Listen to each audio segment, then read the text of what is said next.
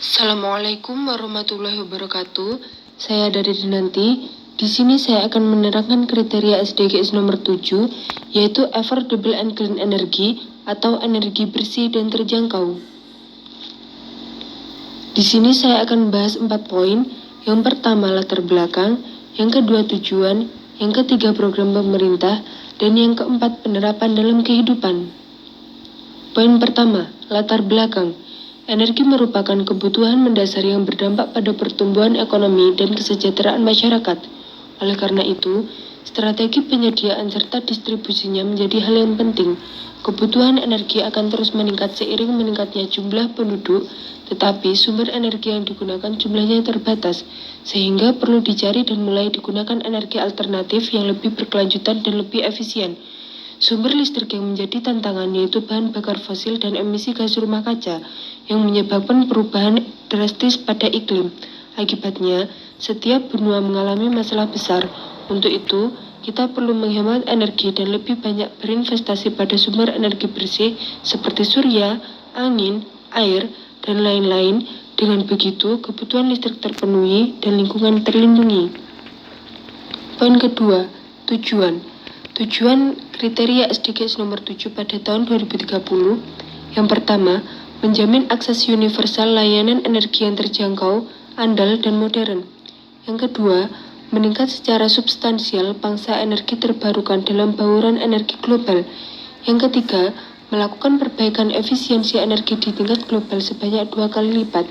Yang keempat, memperkuat kerjasama internasional untuk memfasilitasi akses pada teknologi dan riset energi bersih, termasuk energi terbarukan, efisiensi energi, canggih, teknologi bahan bakar fosil lebih bersih, dan mempromosikan investasi di bidang infrastruktur energi dan teknologi energi bersih.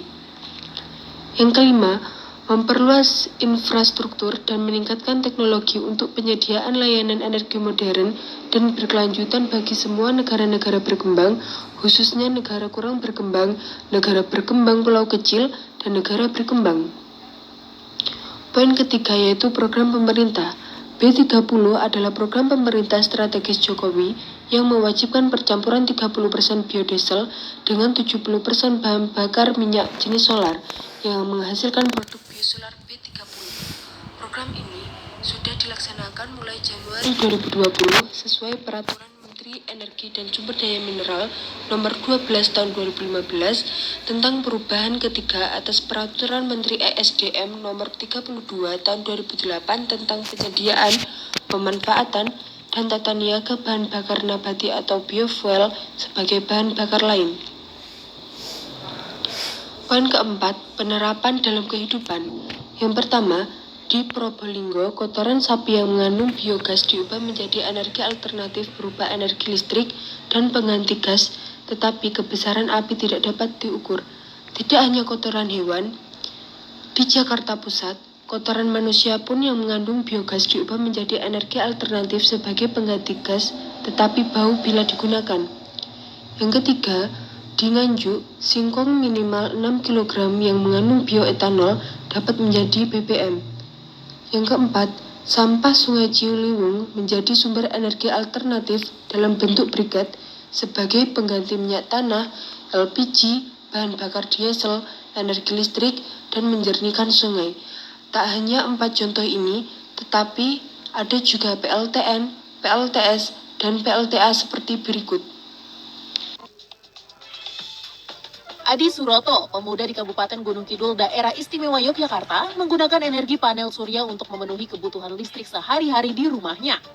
Untuk mendapatkan listrik dari matahari, dia memanfaatkan aki bekas, beberapa kabel, dan 1 unit alat kontrol atau inverter. Untuk di rumahnya ini, Adi menggunakan 4 panel surya yang berukuran 1 meter x 60 cm yang mampu menghasilkan tenaga 100 watt listrik. Sebagian warga yang ikut memakai panel surya ini pun mengaku terbantu dan lebih efisien. Terima kasih. Wassalamualaikum warahmatullahi wabarakatuh.